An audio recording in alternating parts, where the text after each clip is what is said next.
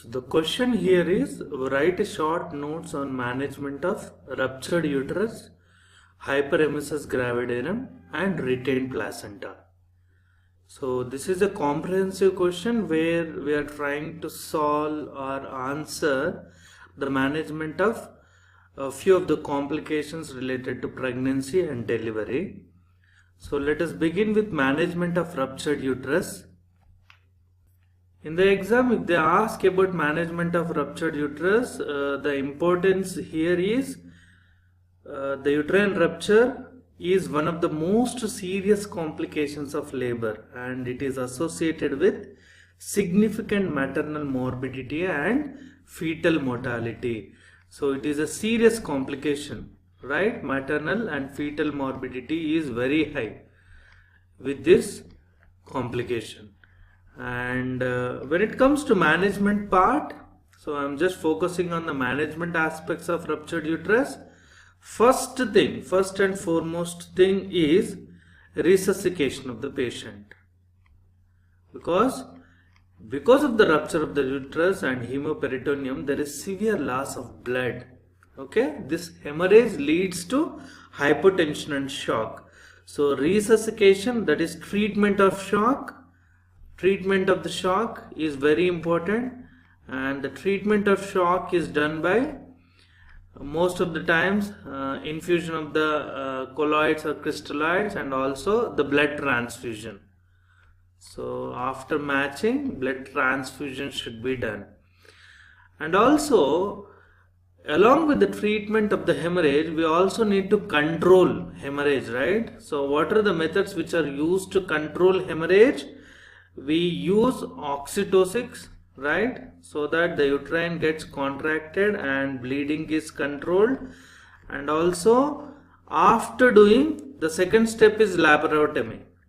Okay, resuscitation and also laparotomy, they both should be going in hand. So you should not wait till the mother gets resuscitated, because laparotomy is the definitive treatment for ruptured uterus. When you do a laparotomy to control hemorrhage, what are the measures we do? We do a figure of 8 suturing of placental bed, that is figure of 8 suturing of placental blood, because placenta is bleeding, right? We have to suture it. And also, if the hemorrhage doesn't control, we can do a uterine artery ligation, and also ovarian vessels ligation, so that we can at least control the hemorrhage. And if you cannot reach to uterine or ovarian arteries, you can directly ligate internal iliac. Okay, so internal iliac artery ligation. So the first thing is resuscitation. You have to treat the shock by infusion of blood and also followed by the control of the hemorrhage.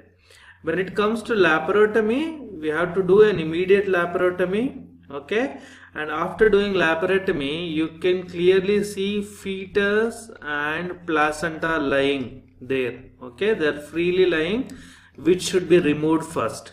Okay, at the time of laparotomy, we have to remove the fetus and placenta which are lying there.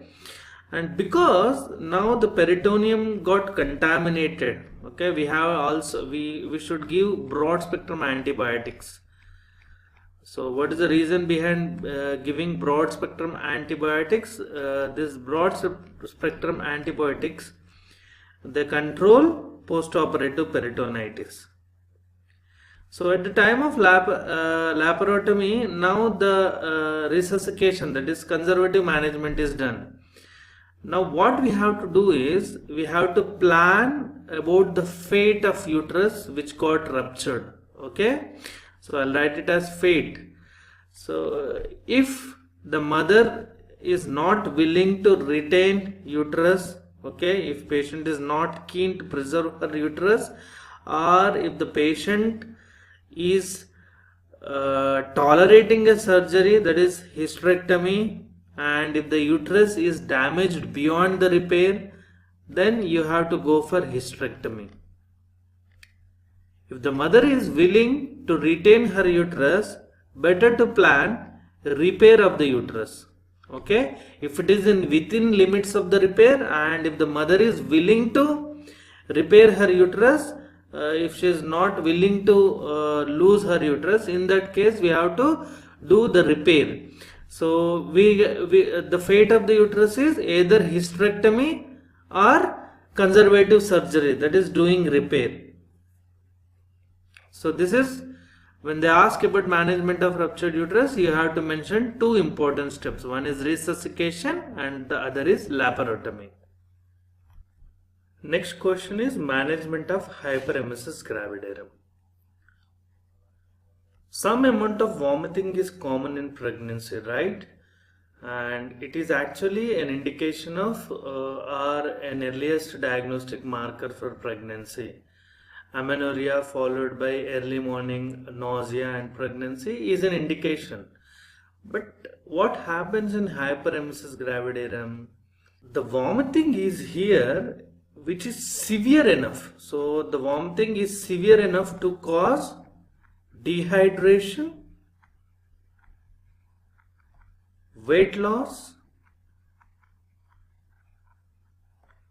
and acidosis because of starvation. So starvation leading to dehydration, weight loss and acidosis. So this is hyperemesis gravidarum. Normal vomiting is common, but when do you call it an emergency or an indication to treat? That is hyperemesis gravidarum, severe vomiting leading to dehydration, weight loss and acidosis. The cause for hyperemesis gravidarum is high or rapidly rising levels of HCG. Okay, human chorionic gonadotropin is the reason for hyperemesis gravidarum in most of the cases.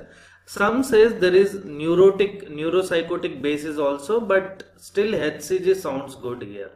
And what are the conditions in which you see high levels of HCG? That is hydatidiform mole or vesicular mole, where HCG secretion is high, and also in multiple pregnancy.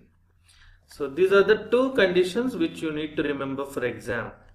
So now you know the definition of hyperemesis gravidarum and where it is seen. Let us discuss the management protocol. The management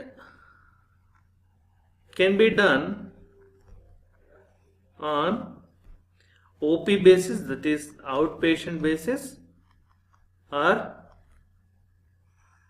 hospitalization. So let us say you are attending an obstetric clinic and there is a patient with severe vomiting. How to decide whether to admit the patient or manage on an outpatient basis? What we do is we look at the clinical symptoms. Okay, if there is any hypotension and if there is any dehydrated look,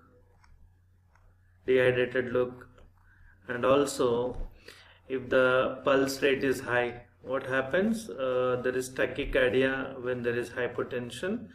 But most specific lab diagnostic test which helps to decide whether to admit the patient, hospitalize, or whether to manage on an outpatient basis is urinary ketones. So what are these urinary ketones? You do a dip test in the urine sample, and if it is ketone positive, we admit the patient. But what is the reason behind ketone positivity? In severe dehydration and starvation, body starts initially using carbohydrates, but when the carbohydrate stores are depleted, then the body starts using fats. Whenever fat metabolism occurs, they release ketones, and these ketones are released into the urine. So this gives us an alarm to admit the patient. Okay. But if the urinary ketones are negative, the patient can be managed on an outpatient basis. And what are the things you should do on an OP basis? You have to reassure the patient saying that this is a normal phenomenon, and also we have to change some diet regimen. Okay, you should warn them not to eat food which precipitates or aggravates the symptoms. Let us say fatty rich. Okay, fatty rich foods should be avoided because they have a tendency to aggravate the nausea and vomitings. Similarly, we do give antiemetics. Okay, there is always a discussion which antiemetic is safe in pregnancy. Okay, better to go with the older versions of antiemetics. So the drug is prochlorperazine, also known as Temetil. This is commonly used. This as an antiemetic, and they say during like hyperemesis gravidarum, and if ketone positive is negative, people are prone for vitamin deficiencies, but more commonly they have found out that the thiamine deficiency is seen in pregnancy associated with hyperemesis gravidarum. So vitamin supplementation is very important. Okay, we have to supplement vitamins too. So this is outpatient management of hyperemesis gravidarum. What is that? When the ketones are negative, we have to reassure the patient. We have to change the diet regimen so that we can avoid fatty rich foods. We have to give antiemetics and also vitamin supplementation. But if the ketones, urinary ketones are positive, okay, what is the main aim? We have to correct the electrolyte imbalances, and we have to supply the body with carbohydrates in the form of glucose, so that whatever glycogen stores which are depleted in the body are corrected. And finally we have to correct the acidosis too, right? And how it is done? Admit the patient, ask him to take rest for 24 to 48 hours, and we put patient on NBM. What is NBM? Nil by mouth. And we will be giving only IV fluids. IV fluids, the choice of IV fluids is 5% dextrose or normal saline or ringer lactate, so that we give sodium, electrolytes, potassium and glucose. And this should be continued and supported along with the multivitamin IV preparation. As I already told you, the importance of multivitamins in management of hyperemesis gravidarum, and the treatment should be continued for 24 to 48 hours, and we need to observe the patient. And the positive outcomes are increased urinary output, correction of blood pressure, and ketones will be negative, because what happens is slowly the acetonuria or ketonuria disappears and pulse rate returns to normal. If you have these favorable signs, then it is better to stop the IV treatment, switch the patient to oral fluids for few days, for about 1 to 2 days, then followed by the solid diet.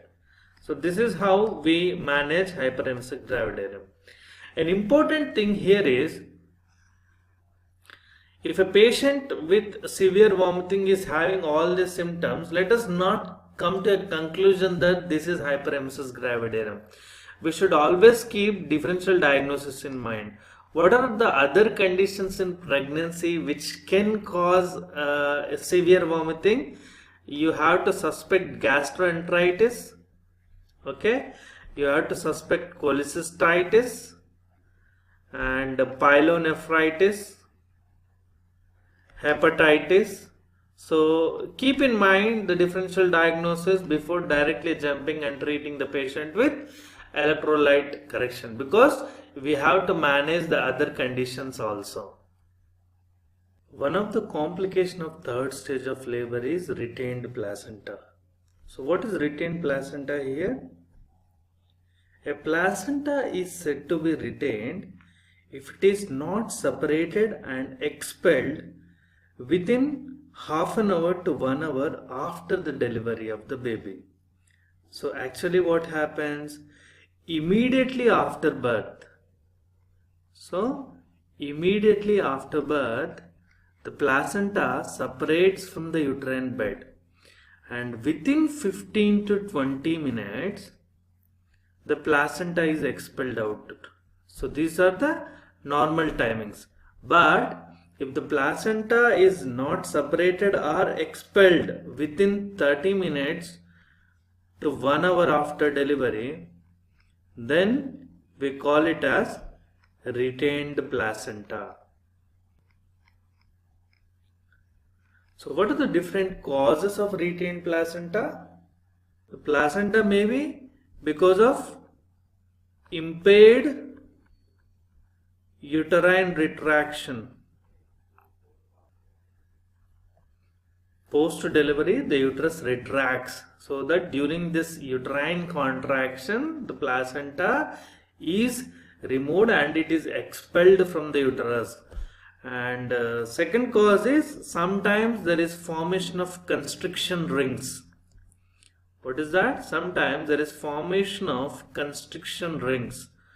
And third, very important cause is adherent placenta. Okay, the placenta is adhered, maybe because of infections, because infections occurred due to the manipulations, right? Maybe because of infections, or maybe because of absence of decidia. So decidual absence. Decidia separates placenta from the uterine wall, right? If the decidia is absent, so this kind of placenta is known as placenta accreta. Okay, this is adherent placenta or placenta accreta. So these are the three causes of the retained placenta. Now let us quickly jump into the management aspect. Management of retained placenta. So what do we do when there is a retained placenta? First, wait for 15 to 20 minutes. Okay, after 15 to 20 minutes, if there is no bleeding, okay, and the vitals are stable, if the vitals are stable and there is no bleeding, you can wait for 1 more hour. So till 1 hour you can wait. So starting from 20 minutes you can wait till 60 minutes. No intervention is needed. So next, during this time what we have to do is, we may anticipate like within 1 hour there may be an expulsion of the placenta, or sometimes what happens, we may need to do an intervention. So while doing an intervention, we need to do a blood transfusion. So we can use this valuable time to keep the compatible blood ready, and also we have to prepare the setup for emergency hysterectomy too. After 1 hour, let us say, so during the same period of 20 to 60 minutes, we can try a shot of oxytocin again. Okay, oxytocin helps in uterine contraction so that the placenta can be expelled. As I already told you, we can plan a blood transfusion and keep everything ready during that period. After 60 minutes,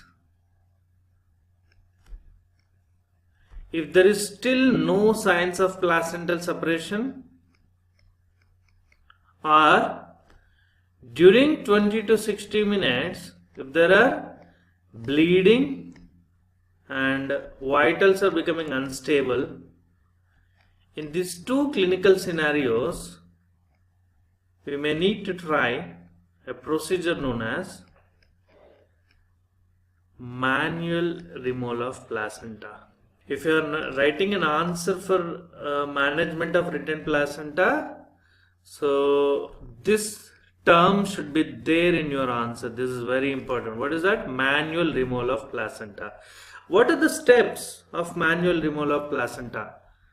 So let us write down the steps. The image here shows the procedure of manual removal of placenta. Very important. This should be done in an aseptic manner. Okay, we have to take all the aseptic precautions, and it is done under adequate analgesia, and we need a prophylactic antibiotic cover before doing this procedure. In this, the patient is placed in a lithotomy position. So what is the position of the patient when it comes to manual removal of placenta? It is lithotomy position, and one hand is placed on abdomen. See here, this is abdominal hand, and the other hand is brought into the shape of a cone. See the cone shape of the hand here. So the other hand is brought into the shape of a cone, and it is inserted into the vagina. Okay, the other hand is vaginal hand, which is brought into the shape of the cone. During insertion, the hand should follow the course of the umbilical cord so that it can enter into the free area of the placenta. Okay, so with this we locate lower end of placenta. What we are doing, we are locating lower end of placenta with a vaginal hand. After this, we do sweeping movements. Sweeping movements, with the help of a sweeping movement, the placenta is now getting stripped from the abdominal wall, that is the uterine wall. While doing stripping, the abdominal hand should exert counter pressure. Abdominal hand should exert counter pressure. So with this, there is a total separation of the placenta, and this is followed by an infusion of IV oxytocin, so that whatever the placenta which is separated now gets expelled. Okay, and at the end, make sure that you check. So what do you check? You check for perineal tears, you check for any injury to the birth canal, and also we have to check whether the placenta is completely removed or not. So these are the steps of manual removal of placenta. So what do we do in manual removal of placenta? It should be done in aseptic, analgesic and antibiotic coverage, lithotomy position. One is the abdominal hand, other is cone shaped vaginal hand. With the help of sweeping movements, we have to locate the posterior aspect or the placenta, and we have to remove it, later followed by IV oxytocins, that is uterine stimulants, and then at the end we have to check whether the whole of the placenta is being expelled or not. Sometimes the placenta may be an adherent placenta, so we cannot remove it just with the manual removal, right? In such cases, that is in cases of placenta accreta. What is placenta accreta? There is absence of deciduea. Because of that, the placenta is completely penetrating the myometrial wall. See here, if let us assume that this is placenta and the placenta is penetrating into the uterine wall, the myometrium, this condition is placenta accreta. In this scenario, even if we do sweeping movements, we cannot remove the placenta, and we are actually harming, so that there is severe bleeding and shock and death of the patient. If there is any difficulty during manual removal of placenta, kindly keep it in mind, this may be placenta accreta. The adherent placenta, because of infections or inflammation, can be removed, but when it comes to the placenta accreta, this is very tough to remove. And what is the modality of treatment available to treat placenta accreta? We may need to do hysterectomy in these cases. So we may need to do hysterectomy in these cases. So this is management of retained placenta. Next question is, define postpartum hemorrhage. What are the causes of PPH? How would you manage the case of PPH just after delivery? And discuss the preventive measures for the control of PPH. This is very important question when it comes to obstetrics. And let us start with definition and causes of PPH. The definition is simple. PPH or postpartum hemorrhage is hemorrhage after delivery. What is this? PPH or postpartum hemorrhage is hemorrhage after delivery. Okay, and if it is occurring within 24 hours or after 24 hours to 6 weeks postpartum. Okay, and based on that, the hemorrhage after delivery is divided into, one is primary PPH, that is within 24 hours, and the other is secondary PPH. So not mere bleeding following delivery is known as PPH. There is a definitive cutoff value for it. What is that? They say the amount of blood, that is, if it is more than or equal to 500 ml in case of vaginal delivery, or more than or equal to 1000 ml in case of cesarean section. Okay, in case of cesarean section, this is postpartum hemorrhage. Let me give you a quick summary of what is PPH. PPH following delivery, if it is less than 24 hours, it is known as primary PPH. More than 24 hours to within 6 weeks is known as secondary PPH. And what is the amount of blood that should be shed to categorize it under postpartum hemorrhage? If it is more than 500 ml in the vaginal or more than 1000 ml in the cesarean, then it is PPH. But problem here, what is the limitation of this definition? In most of the women, like let us say before the pregnancy, the woman is anemic. In that case, even mere loss of 200 to 300 ml will also cause complications, right? This is one limitation. So in those people, even with 300 ml loss is known as PPH. And most of the times it is not easy, and it is very difficult to accurately estimate blood loss. Okay, we do underestimate. You cannot just by looking at the quantity of blood, you cannot say that it is 100 ml or 200 ml, right? And one more thing is, most of the times the hemorrhage may not come out. It is concealed inside the uterus. So concealed hemorrhages are often underestimated. So these are the things, limitations. So that is the reason it is better to look at hematocrit value. Okay, so if there is drop in hematocrit up to 10%, okay, so before delivery, compare it with after delivery hematocrit, and if there is a drop in 10% of the value, then it is easy, right? It is easy to categorize based on the hematocrit value. So this is the definition of postpartum hemorrhage. Now let us see the causes.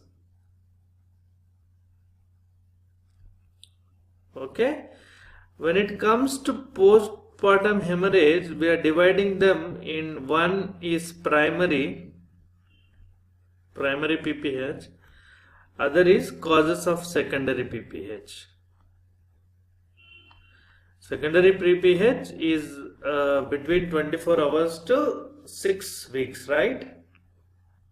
So let me quickly wrap up the causes of secondary PPH, because there were only 3 causes here. One is retention of placenta, because some segments or parts of placenta they retain inside the uterus, leading to secondary PPH. And the other 2 rare causes are choriocarcinoma,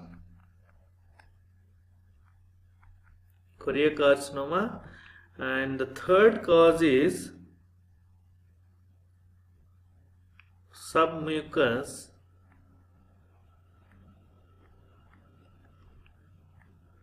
fibromyoma. So what are the three causes of secondary PPH? Retention of placenta, choriocarcinoma and submucous fibromyoma. When it comes to primary, there are main causes. So what are the four main causes of primary PPH? One is uterine atony, or otherwise known as atonic PPH. Second is traumatic PPH.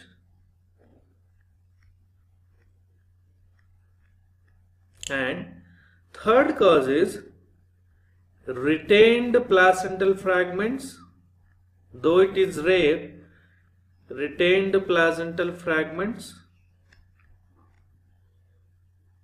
And fourth is coagulopathy. The patient might be having some innate defects of coagulation system which are actually causing the problem of bleeding. So these are the primary causes. But most important for our discussion is the sub causes of atonic PPH. After the delivery, the uterus should undergo contraction, and what we do immediately after the delivery, we give uterine stimulants like oxytocin injection so that the uterine contracts, and the uterine muscle is actually, they are leaving ligatures, okay, through the muscles. Let us say this is the muscle part, and through this muscle fibers, the blood vessels, they travel, okay, and if the uterus contracts, so these blood vessels, they get occluded. So this is after contraction, and now you can see the blood vessels got occluded. If the uterus fails to contract, okay, that is uterine inertia or uterine exhaustion, this leads to atonic hemorrhage or atonic PPH. So what are the different causes for atonic PPH? One is multiparity, okay, and any previous history of PPH. Previous history of PPH leads to the atonic PPH, and any fibroids which are complicating the pregnancy, because the fibroids, they have a tendency to bleed. And any history of antepartum hemorrhage can be continued in postpartum history of APH.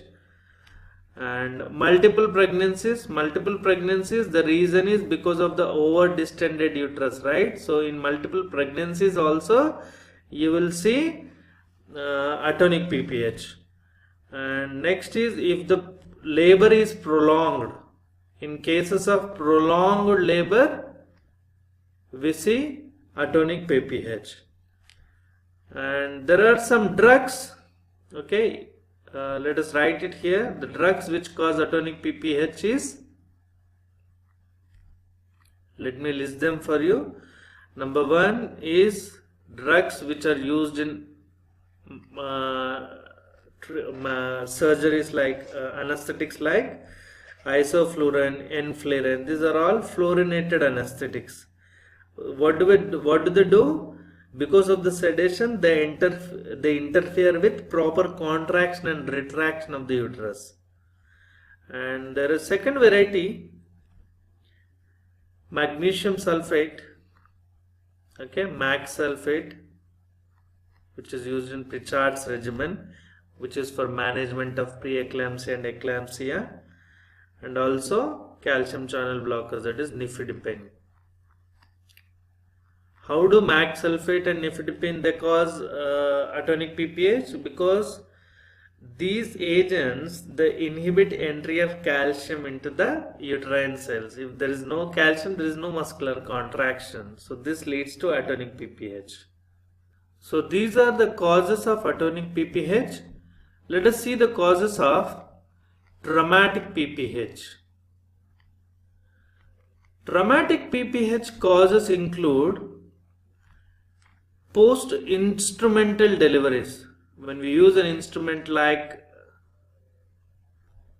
forceps delivery or vacuum extraction, the chances of injury to the genital tract leading to traumatic hemorrhage. And episiotomy, when we do episiotomy, there are chances of injuring again. So this is iatrogenic cause of traumatic hemorrhage. The third cause is cervical lacerations during operations. So any operation leading to the cesarean sections leading to cervical lacerations, they give rise to profuse bleeding. So this is a quick summary of the causes and definition of PPH. The clinical manifestations of postpartum hemorrhage are related to the signs of bleeding. Okay, if there is excessive bleeding, there is tachycardia, hypotension, sweating, restlessness, fainting. Sometimes, if the bleeding is severe, there is development of syncope or death. How to prevent this life-threatening condition? So the preventive measures for PPH are active management of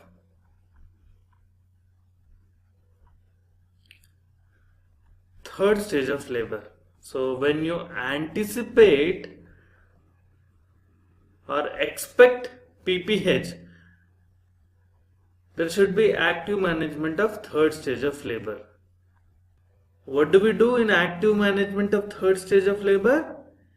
We give IV oxytocin 10 units immediately after the delivery of the baby. If you do this procedure, what happens? It helps in reducing the amount of blood which is lost. Okay, so this is very important. And also we practice controlled contraction. So the name of the controlled contraction technique is Brandt-Andrews technique. And what do we do here? If the placenta shows signs of separation, we express placenta with the help of controlled contraction so that we prevent development of bleeding. And we also we grasp the fundus of the uterus and we massage it. Okay, so we do a manual massage immediately after the delivery. So these are the three measures which we undertake as a protocol of active management of third stage of labor. What are the other preventive measures? Maintaining proper nutrition during pregnancy and also correction of anemia is very important to prevent the development of PPH. Correction of anemia, because if the nutritional status of the mother is good, there are less chances of development of PPH. And when you anticipate PPH, because as I already told you, there are risk factors or causes like multiparity, if there is a fibroid, if there is a previous history of PPH, and prolonged labor, okay, if there is usage of magnesium sulfate, nifedipine, if you are suspecting a risk factor, better admit the patient in a tertiary setup where there are facilities available to manage PPH, because PPH may lead to death. Active management should be done. So, admission into tertiary setup when you anticipate PPH.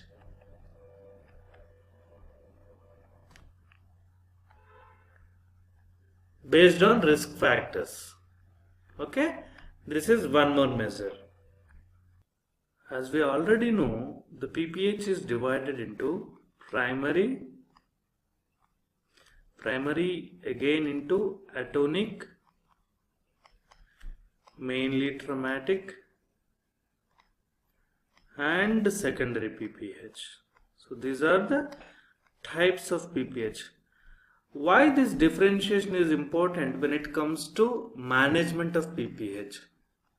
Okay, so what happens is, irrespective of the cause, the main issue here is hemorrhage.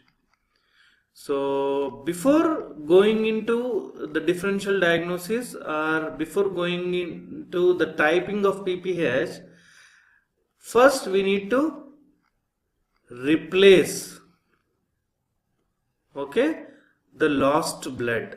Okay, we have to replace the lost blood, and this is done by inserting a 16 gauge IV cannulas on both the sides, and there should be cross matching of the blood and immediate replacement of the blood and fluid replacement with the crystalloid solutions. Okay, and we need to catheterize the bladder and look for input output, because we need to check for the fluid status of the body. Okay, and in cases of shock we need to supplement oxygen. So these are the basic measures. So basic measures are always similar, be an atonic or traumatic or secondary PPH. Okay, the first principle is we have to replace the lost blood. Okay, we have to do resuscitative measures. So when it comes to differentiation, okay, when it comes to differentiation, whether it is the primary or secondary, the management algorithm is check whether the placenta is delivered or not. Okay, placenta, whether it is delivered or placenta is not delivered. In cases of non-delivery of the placenta, what we have to do? We have to try Brandt-Andrews technique, that is control contraction, and we also need to give uterotonics so that the placenta may be expelled. So after the placenta getting delivered, we have to check whether the uterus is well contracted or not. So uterus is contracted or uterus is not contracted. Let us say if the contraction of the uterus is proper. So when the uterus contraction is proper, atonic PPH is ruled out. If the uterus is not contracted proper, then it is atonic PPH. So the management differs here. In atonic PPH, we primarily give uterotonics, that is uterine stimulants, whereas there is no role of uterotonics when it comes to traumatic PPH or secondary PPH. So when the uterus is not contracted, we may suspect traumatic PPH or secondary PPH. What is the main cause of secondary PPH? Secondary PPH is because of the retained fragments. Okay, it is because of the retained fragments. How to differentiate whether it is when the uterus is contracted? We have to differentiate between whether it is traumatic or secondary PPH, right? How it is done? When it comes to traumatic PPH, we have to do a speculum inspection to look for genital tract injuries. So speculum inspection is done here. When it comes to secondary PPH or retained fragments, we have to do an ultrasound scan, because sometimes it is tough to look at them by speculum examination. We have to do an ultrasound scan of the uterus. Okay, so these are the two investigative methods to differentiate between whether it is a traumatic or secondary PPH. So now there is a case of PPH, that is postpartum hemorrhage, and after that you have to manage the patient. For that you have to check whether the placenta is delivered or not delivered. When the placenta is delivered, you have to follow this algorithm. If the placenta is not delivered, wait till the placenta gets delivered. We have to do controlled contraction or uterotonics, and you have to follow the protocol of management of retained placenta. After the delivery of the placenta, you have to check whether the uterus is contracted or not contracted. If the uterus is not contracted, it is atonic PPH. So the management is in the lines of atonic PPH, which we will discuss in the next part of discussion. But if the uterus is contracted, there are two possibilities. Maybe a traumatic PPH or a secondary PPH. How to differentiate them? We have to do a speculum examination to look for genital tract injuries. We have to do ultrasound scan of the uterus to look for any retained fragments of the placenta inside the uterus. So how to manage atonic PPH now? Atonic PPH, the principle of management, because there is uterine inertia or exhaustion. So we need to make uterus contract, and this is done by giving uterotonic agents. Okay, so uterotonic agents are given. Let me give you few details of the uterotonic agents which are used in management of PPH. Okay, first we give oxytocin. Okay, the dosage part is not important for exam, but I am writing it here. We may try 10 to 80 units. Okay, mixed in 1000 ml crystalloid solution. Okay, we have to run it in an IV drip so that the uterus contracts. Okay, and what are the side effects associated with oxytocin? Oxytocin usage mainly causes water intoxication. Remember this. It causes water intoxication, which leads to nausea and vomiting. So these are the side effects of oxytocin usage. If oxytocin is not working properly, if it fails, we try ergometrine. The problem with drug ergometrine is it has got many contraindications. So let me give you the dosage. It is 0.20 mg, right? And we have to give it every half an hour for almost 4 doses. Okay, every half an hour we can give it up to 4 doses. And the side effects of this drug are it causes hypertension. Because it causes hypertension, it is contraindicated in pregnancy induced hypertension, any maternal heart disease, because any hypertension is not good for maternal heart disease, and it should be avoided in vascular diseases like migraine, transient ischemic attack. Okay, so what are the contraindications for ergometrine? It causes hypertension, nausea and vomiting. So it should be avoided in pregnancy induced hypertension, maternal heart disease, vascular diseases like migraine and transient ischemic attacks. There are other drugs which can be followed with either oxytocin or ergometrine. One is carboprost. This is also a uterotonic agent. What does carboprost do? The carboprost is 15-methyl PGF2 alpha.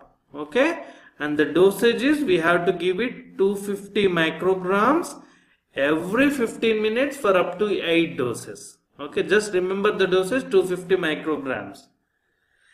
The problem with it is it should be contraindicated in asthmatics. Okay, carboprost should be contraindicated in asthmatics. And the last uterotonic agent is PGE1 analog, prostaglandin E1 analog. What is the name of it? It is misoprostol. Misoprostol can be given 800 micrograms, okay, on a rectal administration. The adverse effects are fever and tachycardia.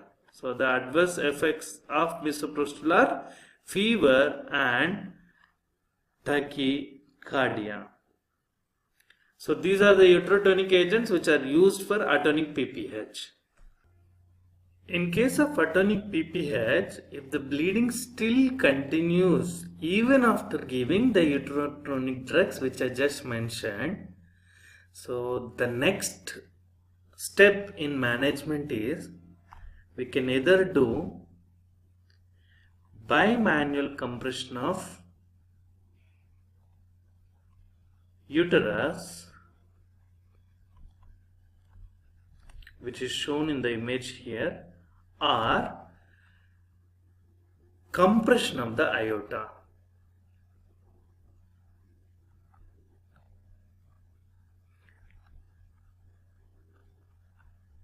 So next step in management of atonic PPH, if uterotonics fail, is we can either do bimanual compression of uterus or compression of the aorta. Let me quickly summarize you how these steps are done. So you need not write the procedures in the step, but in bimanual compression of the uterus, one hand is introduced inside the vagina and the fingers are aligned like a cone. See, they are aligned like a cone or a fist, and then other hand is placed on the abdomen. Okay, and this other hand tries to bring the uterus over the fist in the vagina so that the uterine walls are compressed. You can see it here. One hand is placed on the abdomen and it is trying to bring uterus closer to the other hand so that the uterus is getting compressed. So this procedure should be continued until the uterus becomes contracted and hard. Okay, so make sure that you don't overdo this procedure because the aggressive massage can injure the large vessels, so in turn causing more bleeding. So this step is bimanual compression of uterus. There is another method which can be used in the emergency if you are not if the obstetrician is not do not have expertise in performing bimanual compression of the uterus. We can try compression of the aorta. Okay, so what do we do in this method? We apply a downward pressure with a closed fist over the abdominal aorta directly. You can see here on the abdominal aorta, with the help of a closed fist, pressure is directly applied on the abdominal wall. So the point of compression is just above the umbilicus and it is slightly towards the left side because that is the location of the aorta. Okay, and while you are doing this procedure, with the other hand you should palpate the femoral pulse. Let us say the doctor is compressing the aorta but still able to feel the femoral pulse. It means the compression is incomplete. If the femoral pulses are absent, then it says that the compression is a complete compression. Even after doing manual compression methods, if the bleeding still persists, we need to go to the next step of management. What else can be done if the compression fails? You can try intrauterine packing, which will help. So what do? We do intrauterine packing, or we can do brace suturing. It is a suturing method which is applied in the anterior, posterior and posterior lower segments, and it is tied at the fundus. This is brace suture. Or the other kind of suturing method is B-Lynch sutures. Just remember the names, more than enough. What do we do here? We suture the uterine cavity so that we can control the bleeding.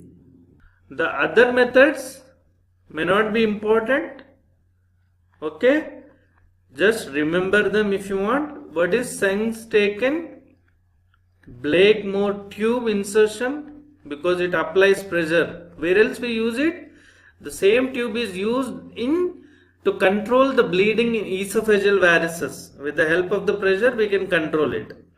There are other balloons like Rusk hydrostatic urological balloon, Bakri tamponade balloon, or we can even use in resource post settings, we can use condom catheter to compress them. See, the primary principle of usage of these tubes or balloons is, we are applying a uterine tamponade to control bleeding. Uterine tamponade techniques. I am not writing the other techniques. Just remember Sengstake Blakemore tube. Even if this measures, that is intrauterine packing or suturing or uterine tamponade, if they fail, the last available management methods are: one, we can try hysterectomy, or ligation of internal iliac arteries, or embolization of internal iliac arteries. We can either ligate them or we can either embolize them. So these are the last available methods or management techniques available to manage atonic PPH. So how to manage traumatic PPH? As we already discussed, we do a speculum inspection of the vagina and we look for lacerations, and if you find any laceration, we have to suture the lacerations. Okay, as I already told you, the blood loss should be controlled by adequate transfusion, and even after suturing, if there is any bleeding and all, we can try uterine packing here. Okay, uterine packing. This is for normal delivery. If there is traumatic PPH, while performing a cesarean section, we have to massage the uterus. While performing the cesarean, we also need to give uterotonic agents, and if the bleeding still persists, we have to bring the uterus outside the abdominal cavity. We should try to compress it manually. Okay, manual compression of the uterus should be tried outside the abdominal cavity. It is always tempting for an obstetrician to proceed to hysterectomy because the abdomen is already opened. But we have to wait and take decision appropriately. Then how to manage secondary PPH? The cause of secondary PPH is retained placental fragments. See, whenever the placental fragments they retain, there are high chances of development of infection. So, look for infection. If there are signs of infection, the management differs. If there is no signs of infection, the management is different. Okay? For that, we have to take a high vaginal swab. Okay, and the swab should be sent for culture and sensitivity. And after taking a swab, we should start broad spectrum antibiotics. Okay, and if there is no evidence of sepsis, if there is no sepsis or no signs of infection, we can immediately evacuate the uterus. But this evacuation requires surgical expertise. Only obstetrician who is expert can do this. Otherwise, there are high chances of uterine rupture while evacuation. But if there are signs of sepsis, first we have to give broad spectrum antibiotics and we should wait for at least 24 hours, and after that we have to do the evacuation of the uterus.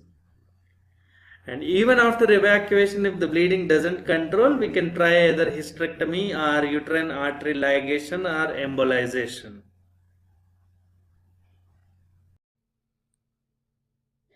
So let us now discuss how to manage an abnormal labor. That means if the presentation of a baby during the delivery, if it is not in a longitudinal lie, which usually happens.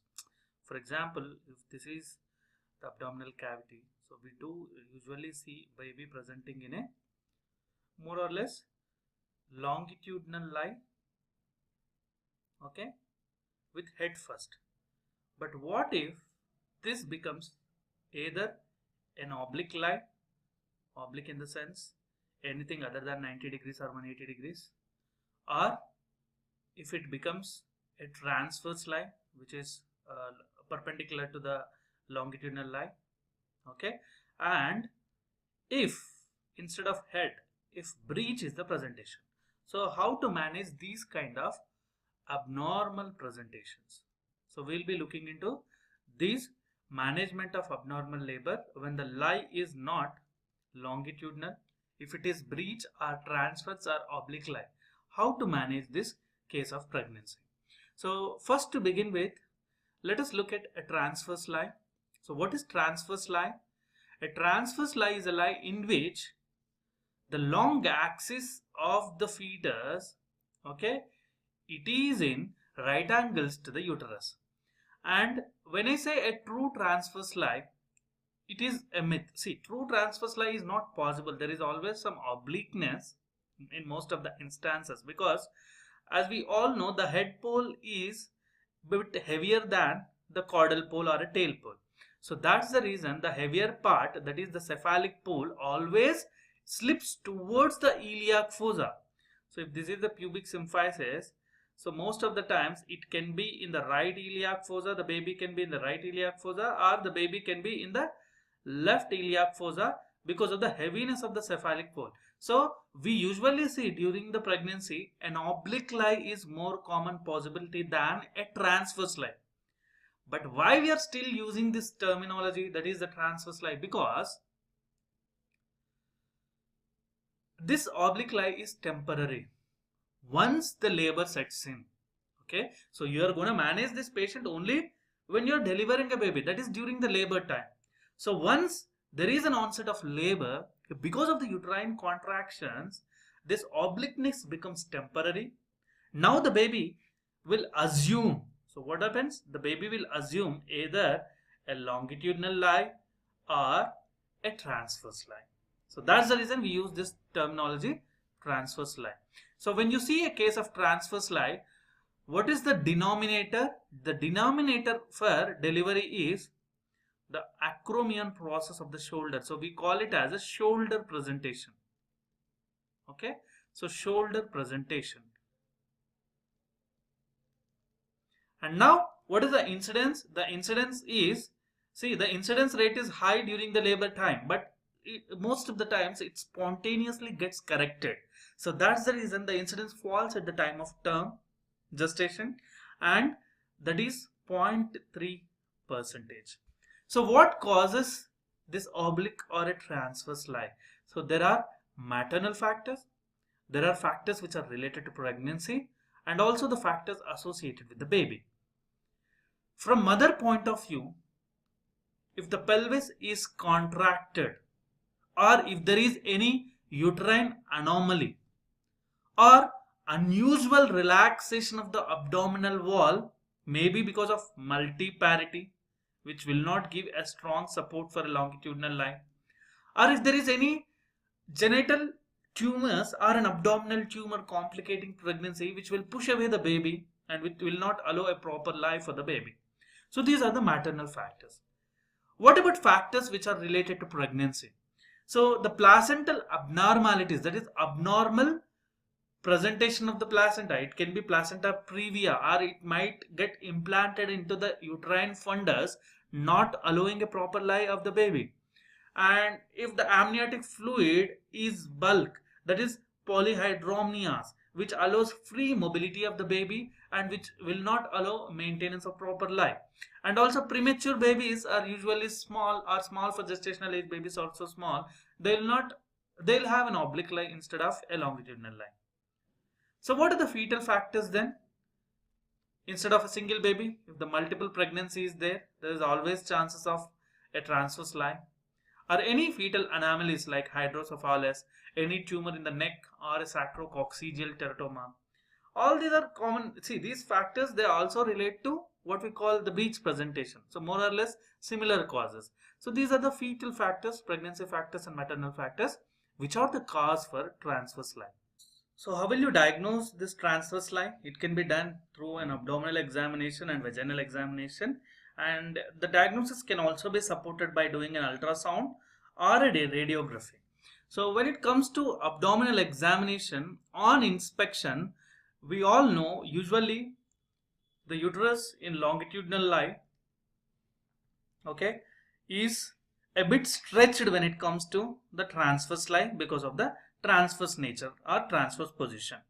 And the fundus, usually we measure the level of the fundus, based on that we can say the gestational age.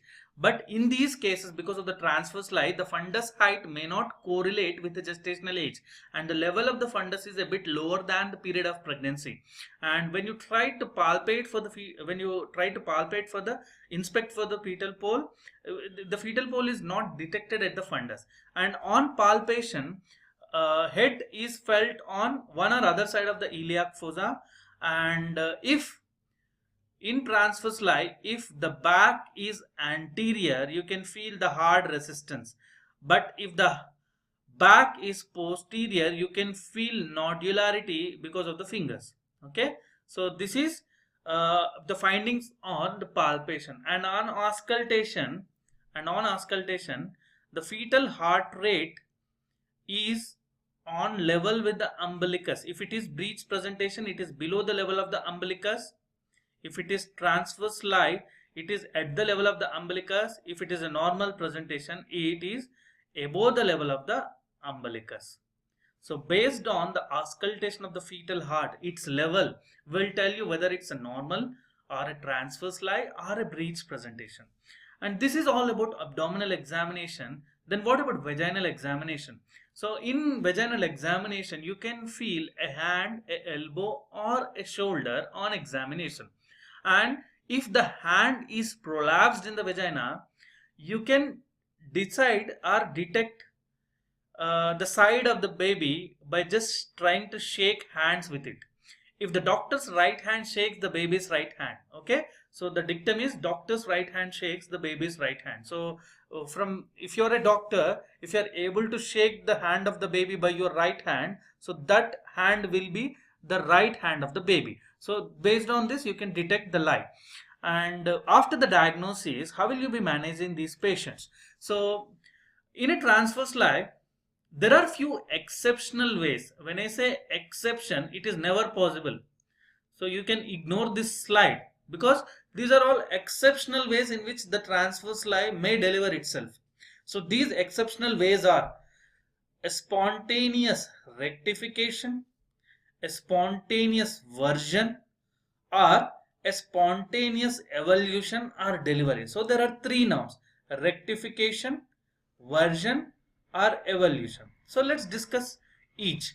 First one is spontaneous rectification. That is, the transverse lie, it spontaneously rectifies into a normal lie. So vertex presentation is a possibility here instead of shoulder presentation. Or sometimes instead of spontaneous rectification, it undergoes version, and this will produce a breech presentation instead of vertex presentation, and we call this as version. So both are a possibility, but sometimes, very rarely, there is a condition called birth corpore conduplicate. So what is this condition? In this condition, the fetus is folded up and it is delivered in transverse lie itself. So the fetus, it gets folded up and it gets delivered spontaneously, and we call it as a spontaneous evolution. But as said earlier, all these are an exceptional possibilities. What commonly occurs is, you have to remember this dictum: when you see a transverse lie after the onset of labor pains, so once there is an onset of labor, there is no question of spontaneous labor. So you have to there is no question of spontaneous delivery in these cases. You have to assist them, you have to manage it accordingly. For example, if there is mother presenting in between 34 to 37 weeks of pregnancy, so what to do? You can try external cephalic version and wait for the spontaneous correction. And in 37 to 39 weeks, you can still do an external cephalic version and you can wait till the term. Okay, but if during this 37 to 39 weeks, that is the period of viability is now attained, and if you are trying for external cephalic version, if it is well maintained, if the lie is stable, you can wait till the term. But during this external cephalic version, if you see recurrent failure of your maneuvers, and if the lie is unstable, what do you do in these scenarios? You can induce labor if there is an unstable lie. Okay, and when there is labor, so you have started labor, you have induced it. So early in the process of labor, if the membranes are not ruptured, and if you feel that the amniotic fluid or liquor amni is adequate, then even during the early labor phase also, you can try external cephalic version during the normal vaginal delivery and you can deliver the baby. Okay, but if the female is in active labor with a transverse lie, so you cannot proceed with a normal labor, you have to do a cesarean section. So any patient with active labor with rupture of membranes, that is active labor early with intact membranes and adequate amniotic fluid, even on table also you can try external cephalic version and try a normal vaginal delivery. But if the amniotic fluid is inadequate, if the mother is in active labor, and if you can see there is rupture of membranes, so don't do external cephalic version, go ahead with cesarean section. But if the baby is dead, it's unnecessary to put mother to go through this operative procedure, that is cesarean section. In case of dead fetuses, okay, you can try an internal podalic version and delivery. If the baby's head is big, you can try decapitation in case of dead fetus or in case of difficult delivery. But these kind of morbid procedures are not done in modern practice. So we can at least try an internal podalic version and delivery. So these are the few like what we call the principles of management of transverse lie. But when you see a threatened rupture with partially dilated cervix, you have to go ahead with cesarean section even in case of dead fetus, because if you try a normal vaginal delivery in case of threatened rupture of uterus, okay, so better to go ahead with cesarean section. If you notice any rupture of uterus, you have to do a laparotomy and you have to repair the rupture, and if the rupture of the uterus cannot be surgically repaired, you have to go ahead and do hysterectomy. So this is how you manage transverse lie. So now let's look into breech presentation.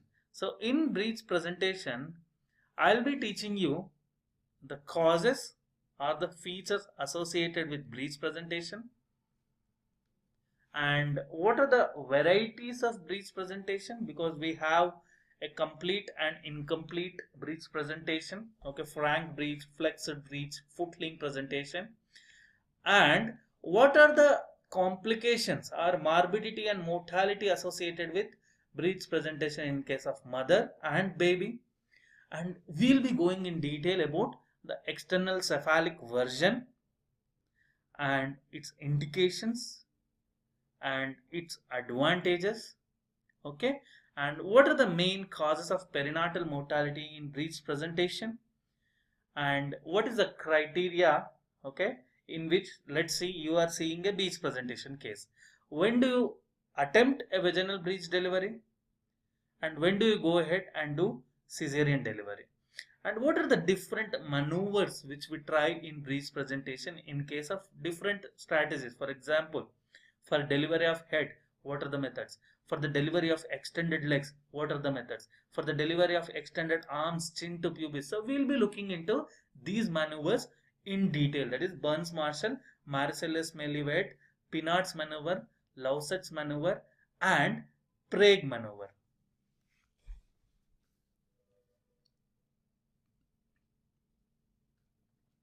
So what are the causes of breech presentation? It can be because of fetal malformations. If you see hydrocephalus, anencephaly, trisomy, any uterine anomaly, that means septate or bicornuate uterus. If the implantation of the placenta is corneal, then only you will see breech presentation. And one of the commonest cause of breech presentation is prematurity, twins, oligohydramnios, short umbilical cord, and if there is intrauterine death of the fetus, the fetal movement will not occur and there will be breech presentation. Placenta previa, contracted pelvis, and as I said, hydramnios is also be oligo or poly, both are a chance, and also multiparity is a cause of breech presentation.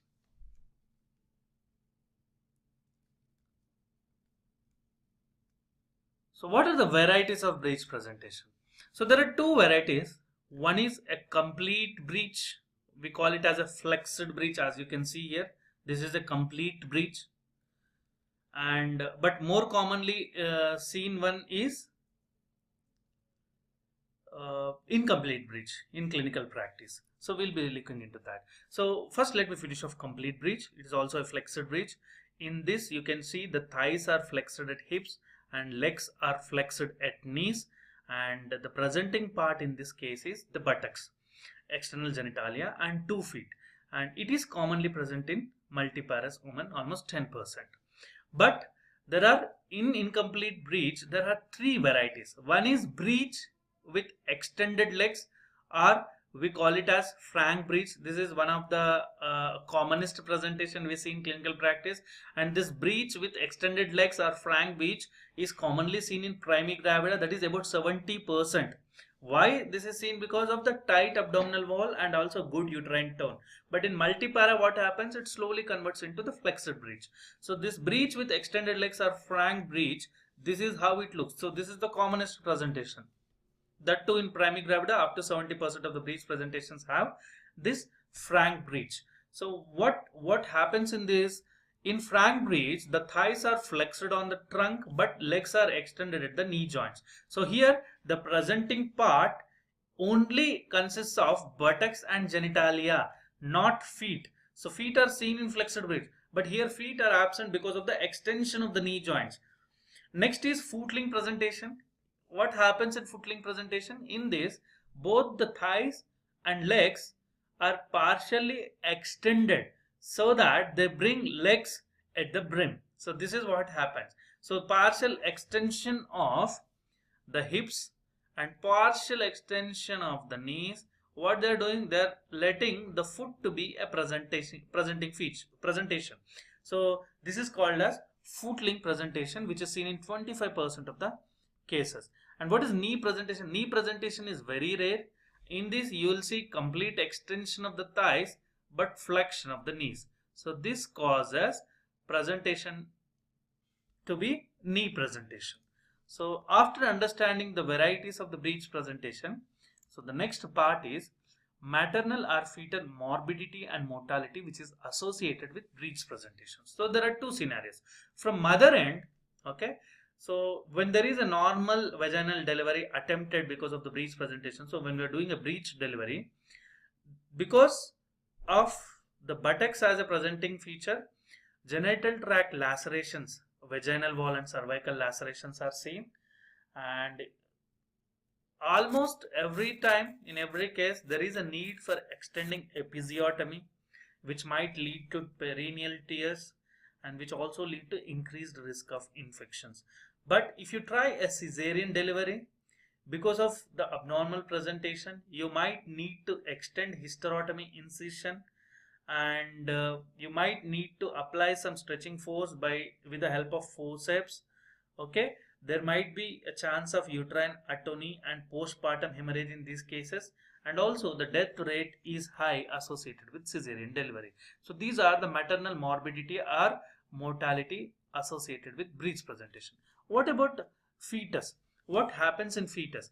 Due to breech presentation, the high chances of intracranial hemorrhage. So the most common cause of fetal loss in case of breech presentation is intracranial hemorrhage, and it occurs due to tearing of tentorium cerebella and falx cerebri, and it is caused by the traumatic delivery of aftercoming head, maybe by usage of the forceps, or a rapid delivery of the soft head of a premature baby, and this leads to intracranial hemorrhage and death. And breech presentation can also present with birth asphyxia, and one of the important complication is prolapse of the cord or cord prolapse, and it occurs in almost 7.4% of the breech labors, and it varies with the type of breech. And the cord prolapse, please remember, the cord prolapse is more common with which variety of breech? It is footling presentation. So cord prolapse is more common with footling presentation, and the cord prolapse cord can also get compressed, so there is a high chance of cord compression leading to fetal or birth asphyxia, and the birth injuries to the liver, spleen and adrenals is also a possibility. But remember, breech presentation will not increase risk of congenital anomalies in the fetus. And next is external cephalic version. So we'll be looking into the role of external cephalic version in breech presentation, when to do it, okay, and what are the maneuvers we do, and what are the indications and contraindications for it with its advantages. So breech is, as you can see, this is what is external cephalic version. We are doing it from outside. If the same thing is done from internally by passing hand through the vagina, we call it as an internal podalic version. When I say external version can be external cephalic or external podalic. So we will be doing external cephalic version in breech presentation. As we all know, breech is the most common malpresentation, okay, and its incidence reduces ranging from 5% at 34th week to almost 3 to 4% at term, and when you go a bit earlier in 28th week of gestation, it is almost 20%. See, look at the change. So when you see a breech presentation early in the gestational group, age group, for example, there is a 28-week primi gravida coming to you, and you have done an examination wherein you have found out that this is breech presentation. So in that scenario, what you need to do is you have to wait. So till when you have to wait? So in general, you have to wait before performing external version till 36 weeks. Okay, the best time is always 37th week, but the Williams Obstetrics has given it as 36 weeks. Okay, in general, external version is attempted before labor in a woman who has reached 36 weeks gestation, because if you do this maneuver, okay, before 36 weeks, there is a high likelihood of, okay, there is a likelihood of spontaneous correction. So need not do this external cephalic version. And also, if you do it so early, there is high chance of recurrence again. So it may not allow, okay, to return back if you do it very early. And if version causes a need for immediate delivery also, okay, if you do it so early at 34 weeks, so this maneuver itself carries some risk of premature delivery. So to avoid that, better to do it after the period of viability has been attained, which is most commonly we consider is after 37 weeks. And if it is performed too early, it will not allow, it may allow a return back to breech. And if there is any need for immediate delivery, you can do it if it is done after 36 weeks. So the better time is always after 36 weeks. Remember this. So how it is done? External cephalic version, there are a series of maneuvers, okay, which are performed via surface, that is maternal abdomen, and it helps in converting breech. So this is breech presentation to the cephalic presentation. And what is the major advantage of doing this external cephalic version? It is proved that it has reduced the risk associated with vaginal breech delivery and cesarean section. So that is a major advantage. And you need to know one thing: the external cephalic version cannot be performed once labor is initiated, or the fetus is engaged in the pelvis, or if the amniotic fluid is inadequate, or when you are doing the cardiac monitoring of the fetus, if you see non-reassuring fetal heart tracings in all these four things. So what are the contraindications for external cephalic version? The four contraindications which I am mentioning now is inadequate amniotic fluid, non-reassuring fetal heart tracings, engaged fetus in the pelvis, and also onset of the labor. So once there is an onset of labor, we cannot do external. And the risk of performing external cephalic version is it can lead to placental abruption. It might cause cord prolapse, so which might need or require emergent cesarean section. So that's the reason, please wait till the completion of 36 weeks. And when we are doing this, the current guidelines says it is beneficial to administer uterotonic agents like 250 microgram of terbutaline subcutaneously to most women before attempted version. Okay, so after giving this, it allows external cephalic version to proceed smoothly, but the side effect of this is maternal tachycardia. So when to start this external cephalic version maneuver? Once there is a maternal tachycardia, which is a known side effect of terbutaline, the version attempt should be started. And even after doing external cephalic version, if there is a recurrence of the breech presentation, then it's an indication for cesarean delivery. You cannot attempt a normal delivery in these cases. So what are the indications for external cephalic version in general? Yes, we do it for breech and transverse lie, which we are discussing in this. And what are the factors which are associated with successful version? For external cephalic version to be successful, okay, multiparity means lax abdomen, which you can easily maneuver.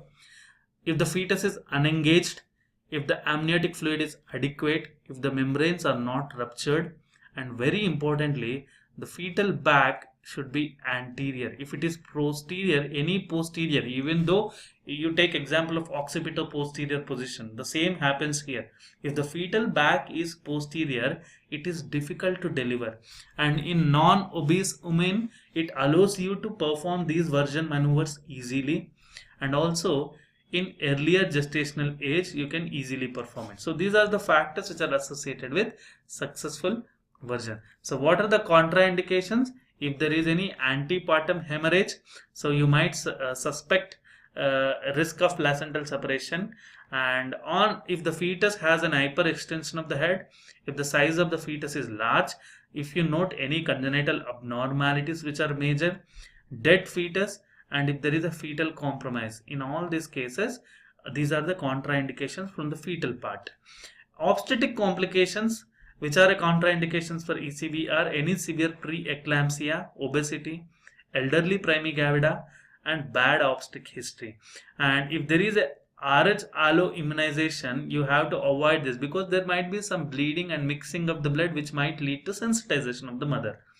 And in case of multiple pregnancies, see, sensitization in the sense, that's the reason when we do this RH, what we call external cephalic version in RH negative pregnancy, we have to support it with anti-D injections. Okay, we have to give this immunoglobulins to prevent RH allo immunization. And multiple pregnancies, ECV is contraindicated. And if there is a rupture of the membranes, if there are congenital malformations of the uterus, if the cardiotocogram of the baby is abnormal, if the pelvis is contracted, because if you are doing this external cephalic version so that you are allowing a normal vaginal delivery, so the purpose goes in vain if there are conditions like this: ruptured membrane, congenital malformations, contracted pelvis. They will not allow normal vaginal delivery to occur. So that's the reason no need to take any risk in these cases. So we have done with the indications and contraindications. So the next is, so the question is simple: does this external cephalic version maneuver, will it help in reducing the incidence of breech and cesarean delivery?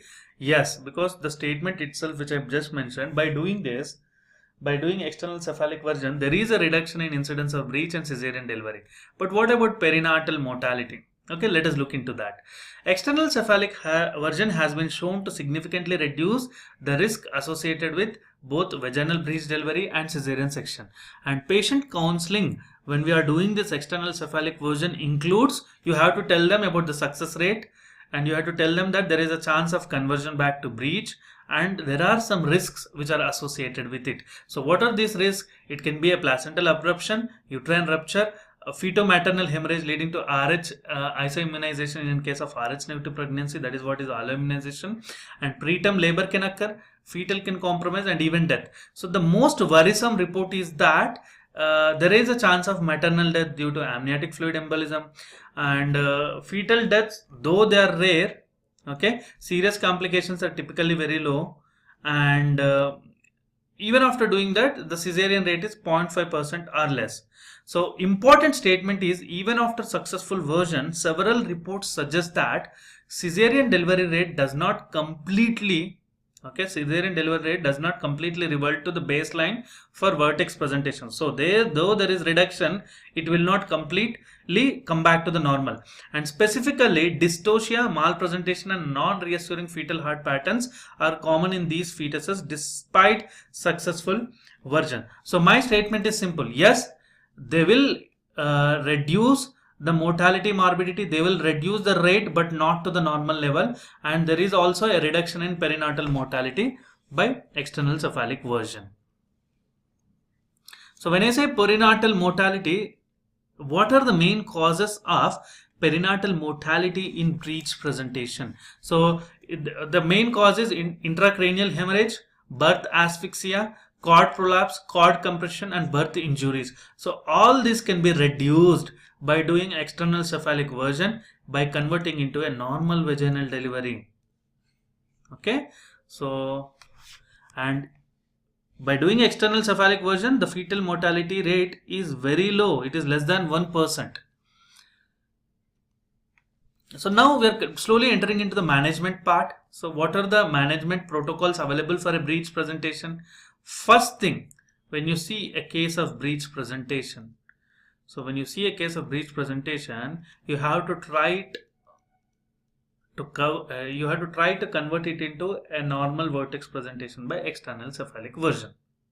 Okay, but if there is a recurrence, if you are not unable to convert it into a normal vaginal delivery, then you have two options. You can attempt breech delivery, okay, and or you can go ahead with the cesarean section. So you have two options. So this slide contains information about which criteria are ideal for conduction of vaginal breech delivery, and what are the factors which favor cesarean delivery of the breech fetus. For example, one most important thing is, of late in modern obstetrics, okay, most of the postgraduates, interns, who are senior residents, they don't have a proper experience in conducting breech deliveries, because most of the time there is an increase in cesarean section rate in case of breech deliveries. So we don't know all these maneuvers, so it is very tough. So that's the reason in each and every exam, be it postgraduate entrance, be it theory exams,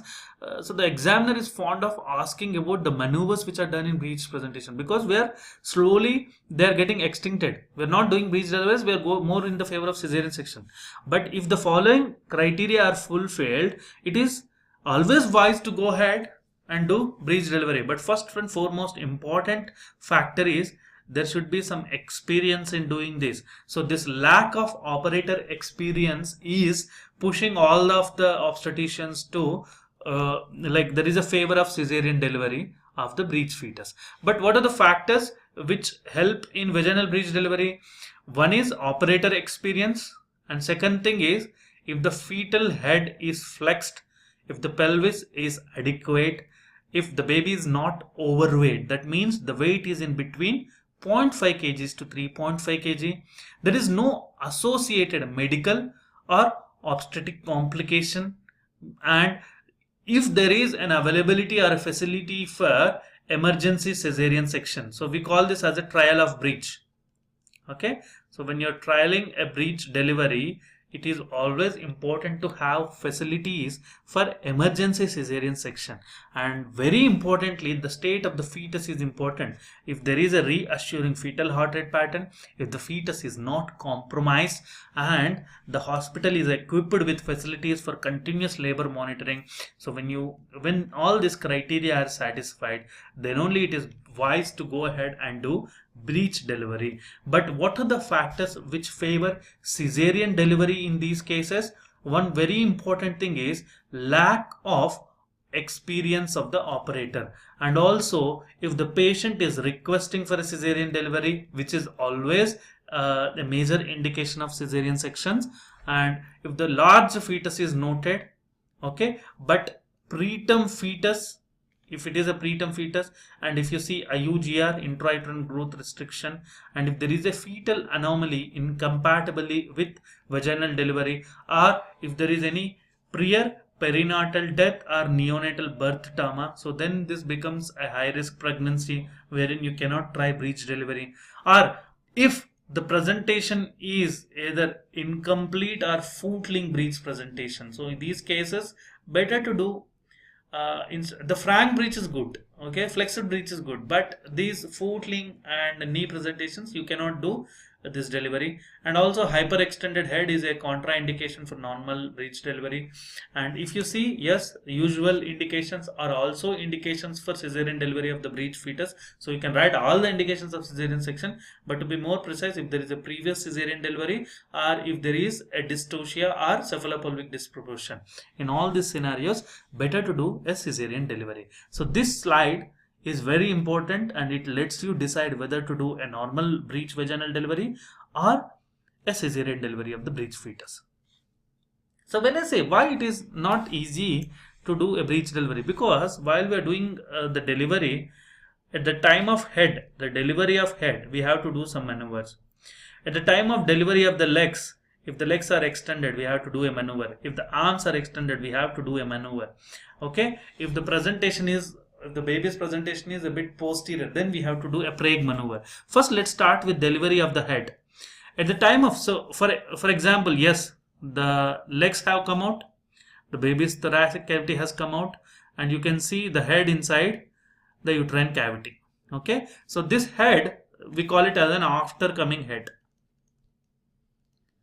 And there are three important maneuvers that are done for delivery of the after coming head. One is Burns-Marshall technique, other is Marusso-Smellie-Viet method, and third is Piper's forceps. See, the Piper's forceps is locked in cephalic application, okay, at the time of traction, and now it will produce a traction for the delivery of the head. But problem with forceps application is it might lead to the damage and cephalohematoma. Okay, this is the complication of Piper's forceps, but Piper's forceps is the one which is used. Next is Burns-Marshall method. So what we are discussing? We are discussing the delivery of the after coming head. In that we have covered the Piper's forceps. Next is Burns-Marshall method.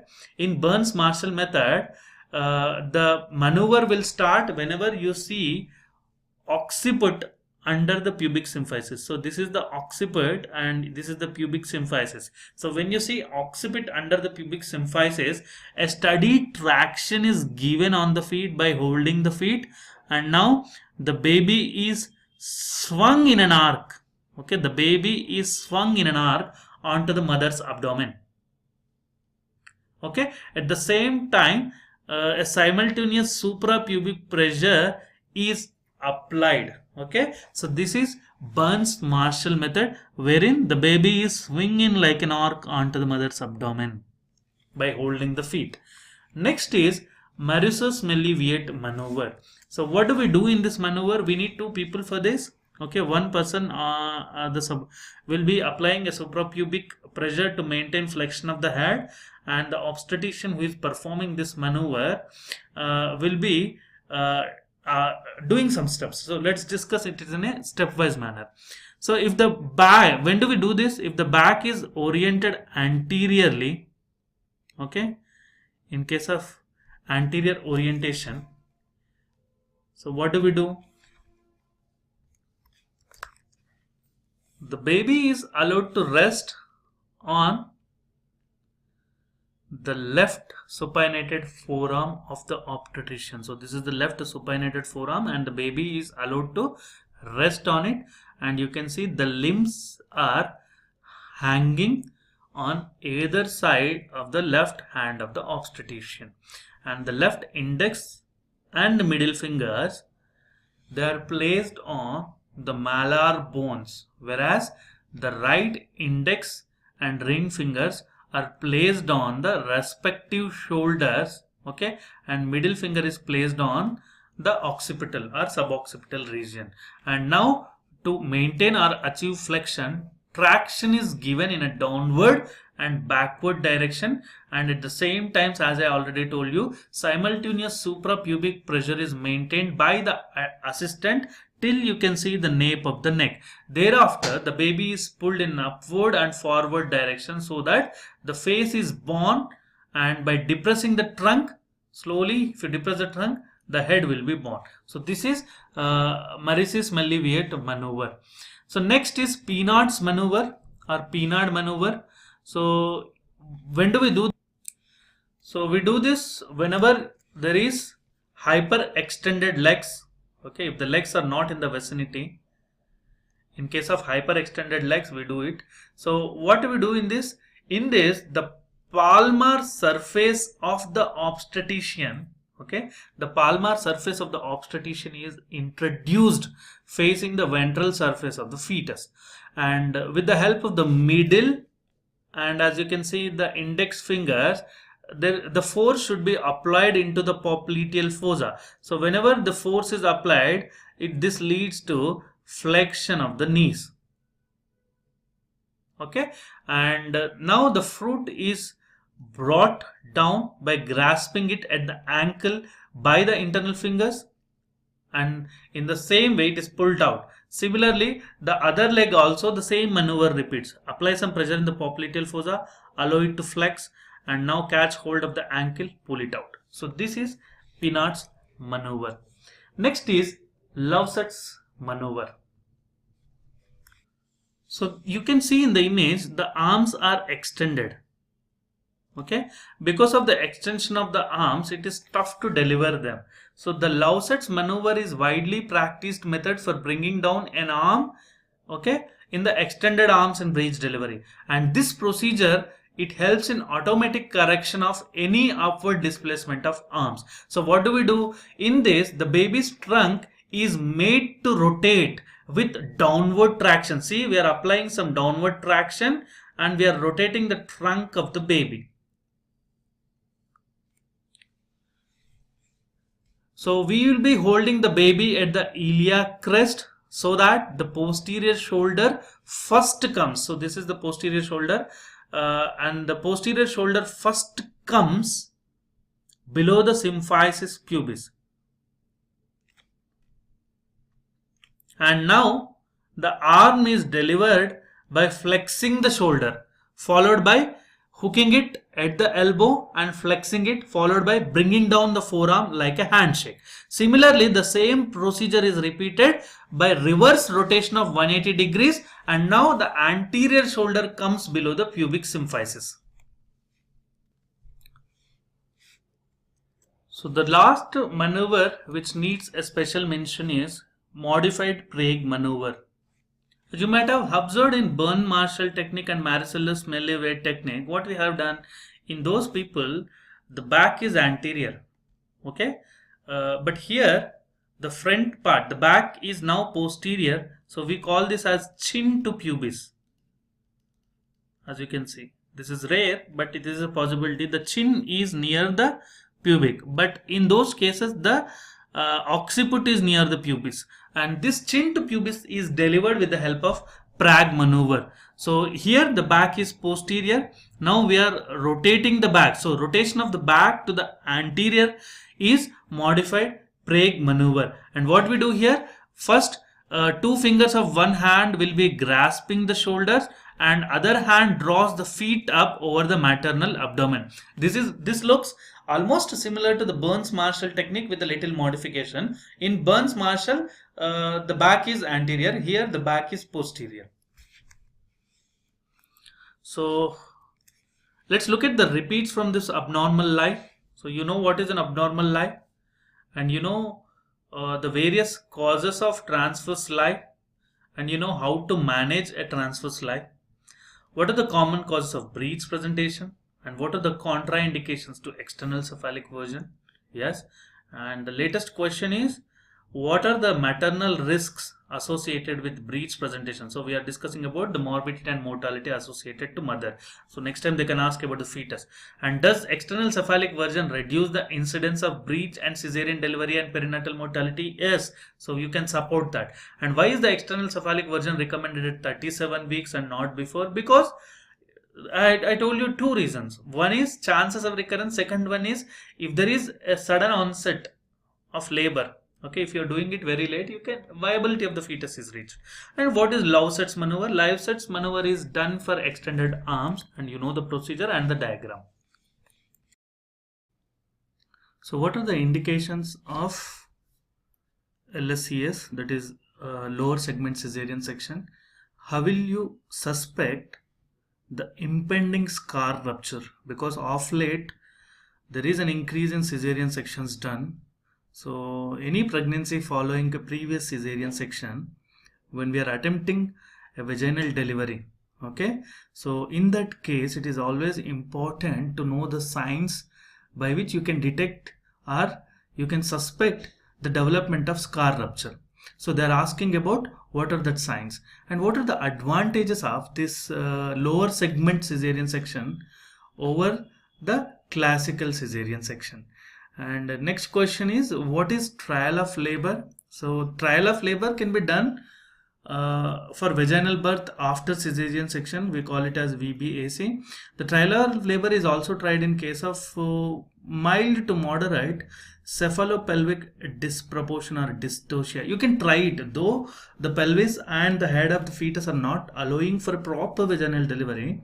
In some cases in a hospital setup, you can trial a labor.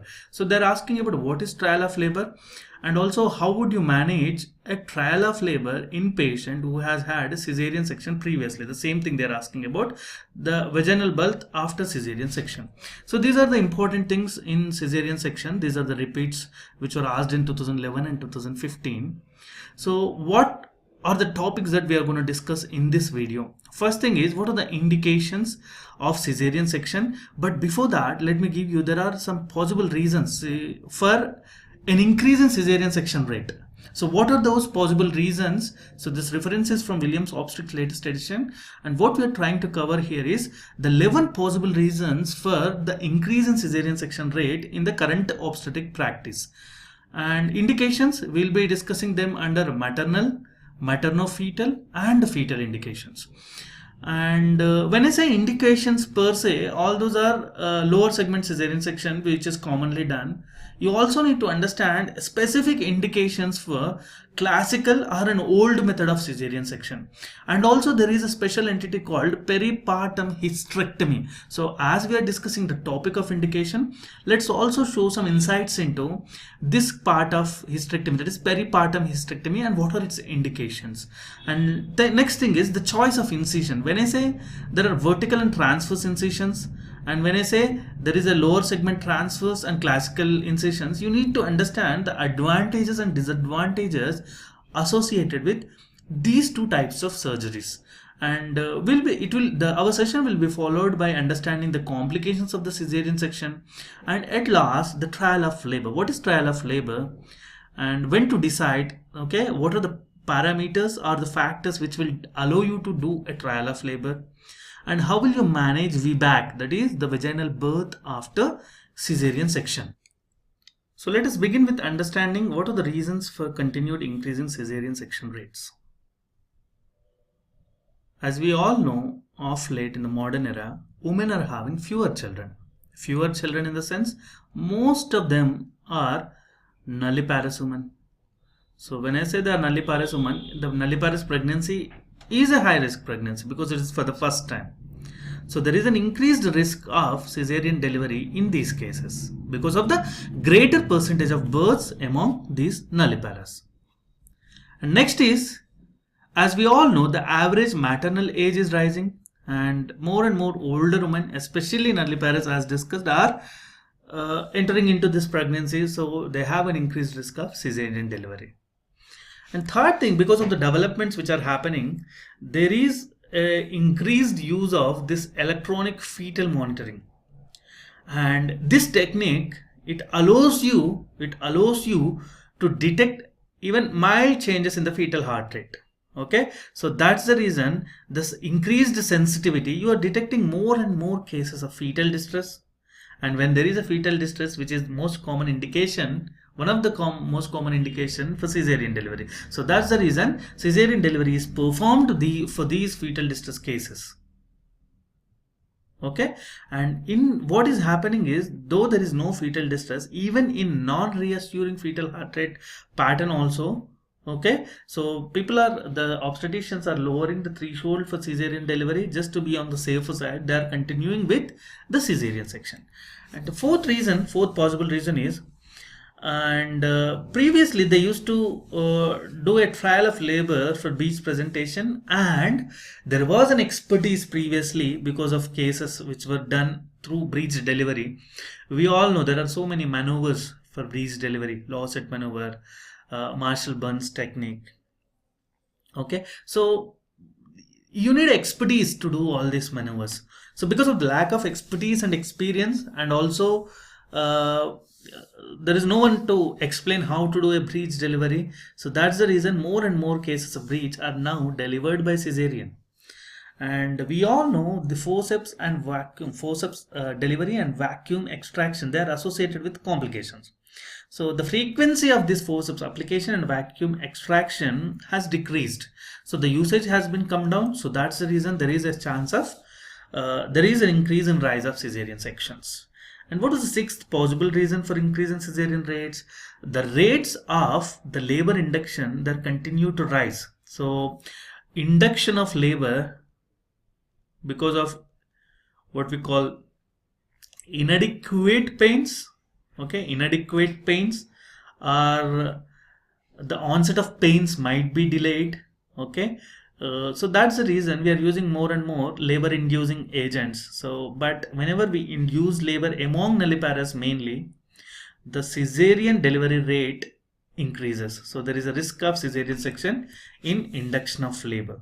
So you're inducing a labor itself means something is not wrong. So the usual process, the physiology of labor has some issues. So that's the reason they might land up into cesarean delivery, and there are more chances for it. And what is the seventh possible reason for cesarean section? That is, the prevalence of obesity of late has risen dramatically. Okay, and this obesity also increases the cesarean delivery risk. And the eighth possible reason is the rates of cesarean delivery for women with preeclampsia. So many cases of pregnancy induced hypertension are preeclampsia, and they require cesarean delivery. Okay, and vaginal birth after cesarean, see, when there is an increase in cesarean section for the first time, so there are high chances that they may land up into cesarean section for the next time, because there are high chances of uterine rupture, complications, adhesions, everything. So that's the reason the vaginal birth after cesarean has now decreased. Okay, so almost the statistics from William Obstetrics says by 2007, so 28% has come down to 8%, and there's no recent data available to show, but at least what you can infer from this statement, so this statement signifies that second time, so in previous cesarean section, people are not trying for vaginal birth most of the times. And the 10th reason is elective cesarean deliveries are increasingly being performed for a variety of indications. For example, pelvic floor injury associated with vaginal birth, and in medically indicated preterm birth, and for sake of reducing fetal injury risk. And even this is main important, so just for the sake of fear of labor pains, the mothers are making the maternal request has become one of the important element in cesarean, what we call patients going for cesarean section. And 11th is malpractice litigation. Okay, this is like unethical stuff which is going on in the segment of obstetricians. I don't know I don't want to comment on this per se, but there is in the mass population, there is this stigma that unnecessarily the obstetrician community are doing cesarean sections. Okay, so the malpractice litigation is also one of the possible reason for continued increase in cesarean rates. So now, after understanding the surge or rise in cesarean sections due to various reasons, you also need to understand what are the specific indications. So why do you need to do a cesarean section instead of a vaginal delivery? So you should be aware of these. So when I say the maternal indications from the mother end, so history of previous cesarean section is one of the common indication, okay, one of the common indication for cesarean section. Okay, so when I say one of the common, what are all the other four indications? So you need to remember at least these four in the exam. Okay, because more than 85% of the cesarean sections are performed for these four reasons. So what are these? One is prior cesarean delivery, and other is dystocia or cephalopelvic disproportion. Okay, disproportion between the pelvic cavity of the female or the mother with the head of the baby or the fetus, and fetal distress or fetal jeopardy or abnormal fetal presentation. Please remember these four causes or reasons because they constitute almost 85% of these operations. And now you see, the next is abnormal placentation, because we all know in placenta previa or in placenta accretal conditions, abnormal penetration of the placenta into the uterus, you cannot try normal delivery because it has a high chance of postpartum hemorrhage which cannot be controlled.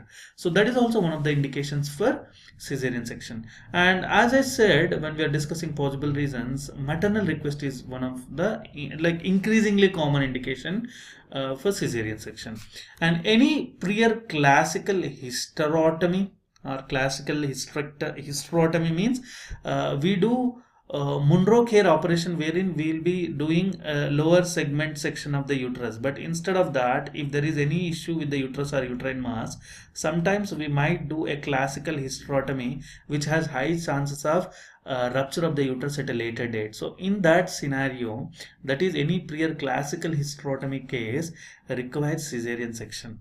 And if you don't know the uterine scar type, and if you notice any dehiscence from the uterine incision, and if there is any previous surgery, that is myomectomy done for fibroids, or if there is any genital tract obstruction mass which will not allow a normal vaginal delivery, or if you, this is very important, in invasive cervical cancer we don't allow a normal vaginal delivery, and also any surgeries which are done to the cervix, that is trachelectomy or circlage operations, will not allow normal vaginal delivery, or any pelvic reconstructive surgery, because there is a huge what we call stress on the pelvic bones due to the normal vaginal delivery. So that's the reason any previous history of pelvic reconstructive surgery is also an indication for cesarean section. Or pelvic deformity per se, okay, inherently will not allow vaginal delivery to occur. And herpes simplex virus or HIV infection, to prevent transfer of infection to the baby, it's better to do what we call cesarean section. So HIV mothers, we offer cesarean section instead of normal delivery. And next is the cardiac or any pulmonary disease. So if the patient, see, it takes a lot to undergo a normal vaginal delivery, so the vitals will be fluctuating, there will be an immense severe pain. So at that point of time, if the general condition of the mother is not allowing for a normal vaginal delivery, for example, if there is any cardiac or a pulmonary disease, better to go ahead with a cesarean section.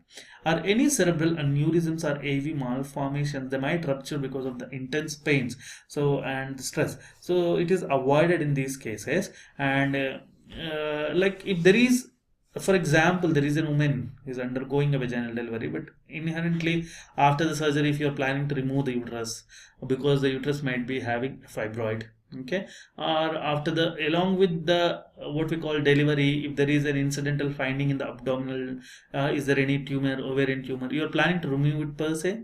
So if there is a concurrent intra-abdominal surgery indication, better to go ahead and do cesarean section, because at a single setting you can do two things. And also perimortem cesarean delivery. What is this perimortem cesarean delivery? We also call it as a resuscitative hysterotomy, okay, or perimortem cesarean section or perimortem cesarean delivery. So it is a surgery which is performed to resuscitate a woman in middle to late pregnancy who has entered a cardiac arrest, and it is proven that any pregnant woman under cardiac arrest, okay, cardiac arrest, if you remove the pregnancy by doing cesarean section, there will be more plasma volume available for the mother, so the load of fetus is gone. So that's the reason the patient might respond in a case of cardiac arrest, so that they do an immediate cesarean section. In these cases we call it as a perimortem cesarean delivery. And there are two things that happen. One thing, the load on the mother heart will come down, the volume increases for the mother. Similarly, you can resuscitate or save a baby if the baby is alive. So that is perimortem cesarean delivery. At the cardiac arrest, it goes without saying that normal vaginal delivery is not possible. And when I say maternal fetal indications, I'm talking about a relative comparison between the mother and the fetus. And one very important indication is dystocia or cephalopelvic disproportion, and failed vaginal delivery. And also, there is no per se indication for cesarean section, but the baby might have the mother entered into labor, so we are trying a vaginal delivery, but if the vaginal delivery fails, then you have to go for cesarean section. And similarly, as I told you, any placental abruption or placenta previa, that is antepartum hemorrhage, is also an indication for cesarean section. And let's now focus on the fetal indications. And as I told you, when you do fetal, what we call electronic fetal monitoring, so when we do that, if you notice any non-reassuring status of the fetus, and if there is any malnutrition, or if the baby is born out of a diabetic mother, so infant of diabetic mothers, they are macrosomics. Similarly, is there any congenital anomaly which will not allow easy passage of the baby through the vaginal canal, for example cystic hygroma or sacrococcygeal teratoma. So these congenital anomalies are very big meningoencephalocele or meningocele neural tube. They'll not allow a normal vaginal delivery. So in such case, we have to go ahead with cesarean section. And also, if you notice any abnormal umbilical cord Doppler study indicating any hydrops fetolis condition, such you have to do the same. And thrombocytopenia and prior neonatal birth trauma are also in indications for from the fetal end, the indications for cesarean section. Let's now discuss the indications of classical cesarean section. So what we do is a lower segment cesarean section usually. So why do you need to do a classical cesarean section? So classical cesarean section is vertical in midline, okay, so it gives you a more room for operation, okay, more room for operation, and also it gives mobility, okay. So I think this discussion of cesarean section indications is more meaningful after understanding two types of cesarean sections, the lower segment transverse type or a classical type. So let's finish off these advantages and disadvantages associated with this, then we'll go back to what we call the indications of classical cesarean section. So first and foremost, let's talk about lower segment cesarean section, wherein we give a transverse incision, and this transverse incision is Phanestoel incision. As you can see, this is Phanestoel incision or LSTS incision, which is a bit curved and which is close to the pubic bone or pubic symphysis between the anterior superior iliac spines. So this is the incision, Phanestoel incision. Why this incision is preferred? Because it is cosmetically more superior, because these incisions, they follow Langer lines of skin, okay. So these Langer lines of skin are important anatomical considerations for a plastic surgeon. Whenever we give incision across these lines called Langer lines, so they heal with a better cosmetic appearance. So that is the main advantage of taking up this LSCS. And along with that, when we do LSCS, we all know post cesarean section the women are prone for intra-abdominal adhesions, which might later land up into intestinal obstruction. So when you see a female with the previous history of cesarean sections presenting to you with obstructive symptoms, the main differential diagnosis always should be adhesions because of the history of cesarean section. So that's the reason when we do a lower segment cesarean section, yes, there is a risk of adhesions, but it is decreased in comparison to the classical cesarean section. And also there is a reduced risk of hemorrhage in these cases, and also less post-operative pain, less chances of wound dehiscence, and also less chances of incisional hernia. And the major advantage associated with LSCS is you can trial a labor. Okay, trial of labor, that is, you can plan a vaginal birth after cesarean section by a trial of labor in these cases, which is not possible with classical thing, because in classical cesarean section the risk of rupture of the uterus at a later date is very high. If I say risk of rupture is 1.5 to 3% in case of LSCS, it goes up to almost 12 to 13% in case of what we call cesarean classical cesarean section. So these are the advantages of lower segment cesarean section. So what are the disadvantages then? But problem is you are doing surgery on the lower segment, so you need a well formed lower segment when you want to start this surgery. And also when you're doing this surgery, fetus always needs to be in a longitudinal lie. For example, if this is the mother's womb, okay, if this is the outlet, if you're doing a surgery by lower segment cesarean section, the baby should be in what we call longitudinal lie. What if the baby is in transverse lie? Because the incision is so tiny, you cannot manipulate the baby at the time of surgery. So when there is an abnormal lie of the fetus, we prefer classical cesarean section than lower segment transfer, because in lower segment you won't get enough space to what we call yield it out, to move the baby, and to allow for a proper delivery. There is not much room, not much space, and that's the reason when we are doing LSCS, the fetus needs to be in a longitudinal lie. Lower segment should be well formed, and also if there is any pathology in the upper abdomen, you cannot examine it because the access to upper abdomen is limited in these cases. And one of the major disadvantages associated with LSCS is the risk of infection is high.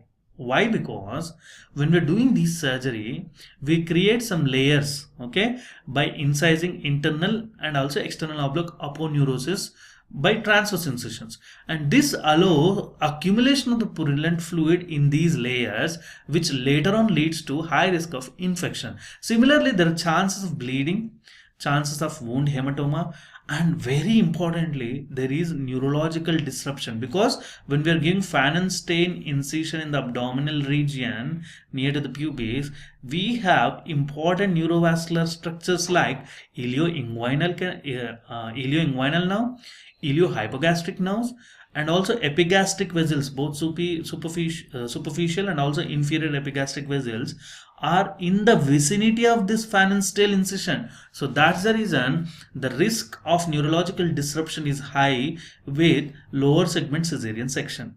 And as we all know, this surgery is a time consuming surgery. Okay, it's a time consuming surgery.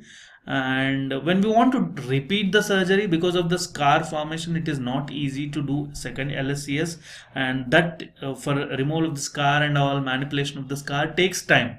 Okay, and also this surgery is very difficult in case of morbidly obese patients. So with keeping in mind all these disadvantages, so they are converted into advantages when it comes to classical cesarean section, where we give a vertical incision. So let me show you the incision in classical. So this midline vertical incision is for the classical cesarean section.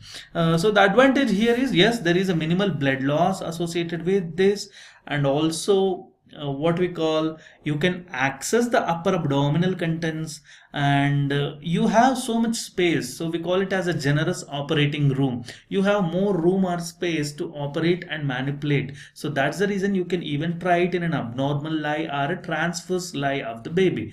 And there is a flexibility, okay, for easy wound extension. If you need more access, you can extend it along the umbilicus, and there is no important neurovascular structures around this incision, and chances of wound infection are very low, and irrespective of the lie, the fetus can be delivered.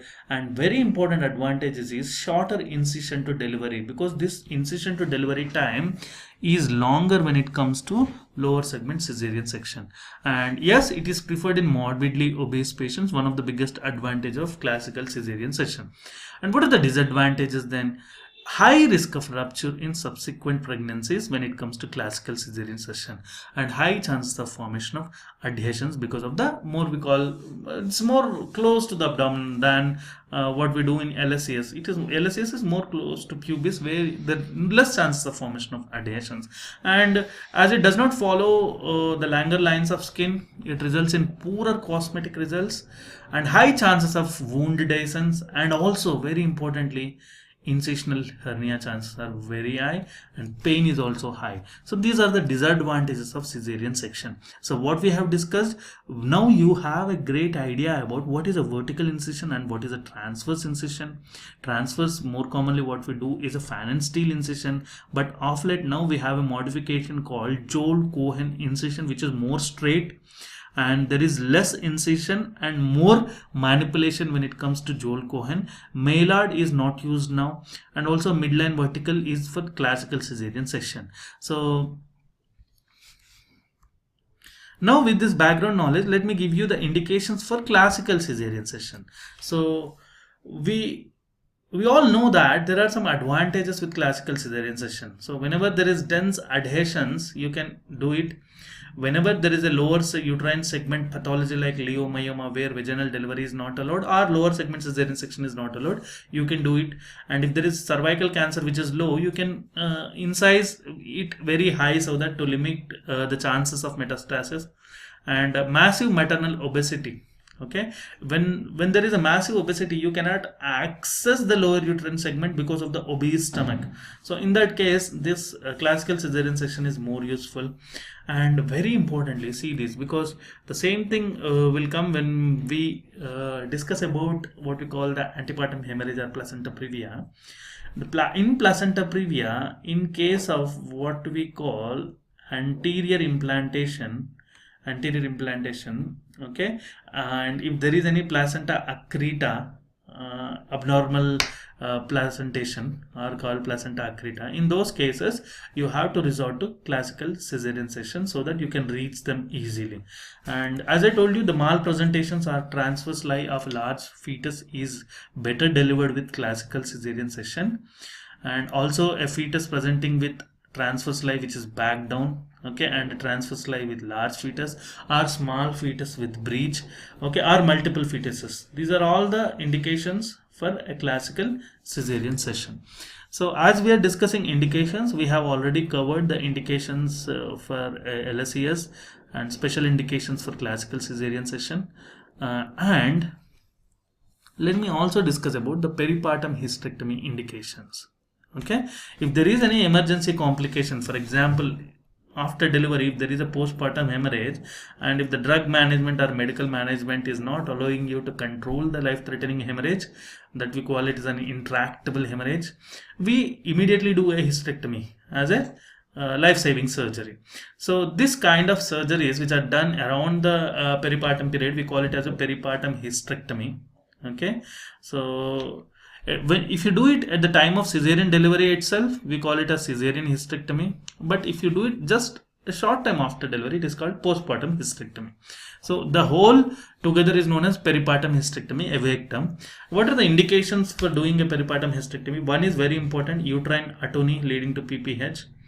and if there is an abnormal placentation which is leading to postpartum hemorrhage, and like placenta accreta which is so penetrated into the myometrium of the uterus, you cannot remove it. So in that case, to control bleeding, you might need to end up doing peripartum hysterectomy.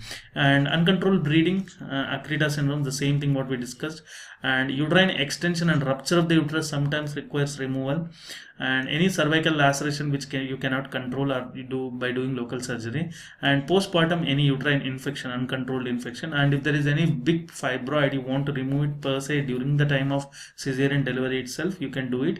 And in case of invasive cervical cancer, if there is an indication for what we call hysterectomy, if there is an early cancer which can be controlled by doing a hysterectomy, or if you're doing a debulking surgery, in all those scenarios you can go ahead and do hysterectomy. The same applies to ovarian neoplasms, where we do a total abdominal hysterectomy with bilateral oophorectomy kind of stuff.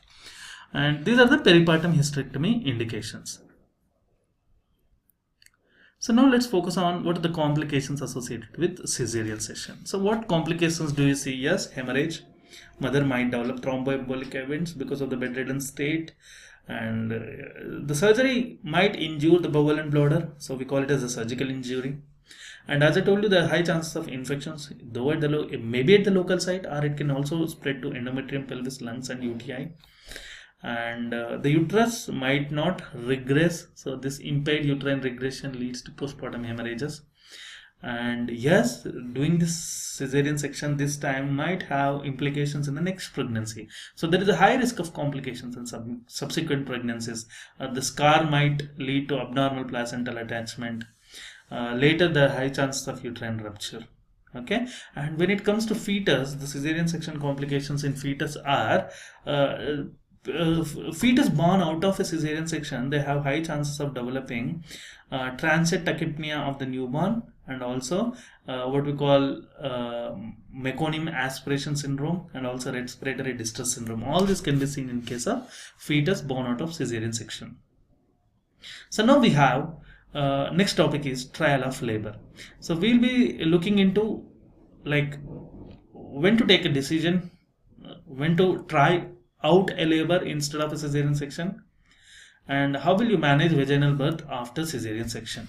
So this trial of labor is performed under close observation by an obstetrician. So we do it. So what is the purpose of this trial of labor? By doing this, you are assessing the woman's chances of successful vaginal birth. But this requires a proper hospital setup, okay, with blood transfusion facilities, with resuscitation facilities, and with all the facilities available, the physician now might allow labor to continue, though there are contraindications for birth. Okay, and in this trial of labor, they even stimulate labor with oxytocin. Okay, and mainly this is done for cephalopelvic disproportion. If it is mild to moderate, you can even try for a normal vaginal delivery. And if it fails, if trial of labor fails, if the dilatation and also the station do not occur, you can immediately take the patient for cesarean delivery. So this is called trial of labor. You're just doing a trial. If something wrong occurs, there is an equipment, there is facility, there is doctors available to handle it. So this is trial of labor. So when it comes to cesarean section, okay, so any history of previous cesarean section, if you want to do a trial of labor, what we call vaginal birth after cesarean section, this depends upon two important factors. Most important thing is the problem. Why we are worried about doing a vaginal birth after a cesarean section? The problem is there is risk of rupture of this what we call cesarean scar. Uterus might rupture, leading to the sepsis, the peritonitis, collapse and shock of the mother. To avoid that, you should be cautious. So when I say risk, as I told you, the risk is about the latest edition says the risk is about 0.3 to 2% in case of lower segment cesarean section, and it goes as high as up to 9% is a very big, you have to consider it, 9% is a very big number. So it's 9% in classical cesarean section, 0.3 to 2% in lower segment cesarean section, and also if there is any history of scar rupture in previous pregnancy, this might lead to a rupture now. So this supports it. And more the number of previous cesarean sections, more is the risk of the rupture of the uterus.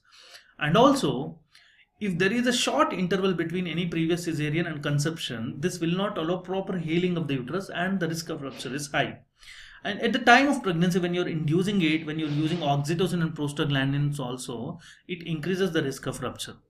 This is the first parameter. This factor or parameter should be balanced with the other one. So you can't just, if there is low risk of rupture of cesarean section, by just considering it, you can't just go away and try for vaginal birth after cesarean. So what you need to consider, the other factor, very important thing that you need to be considering is there any chance of successful vaginal delivery?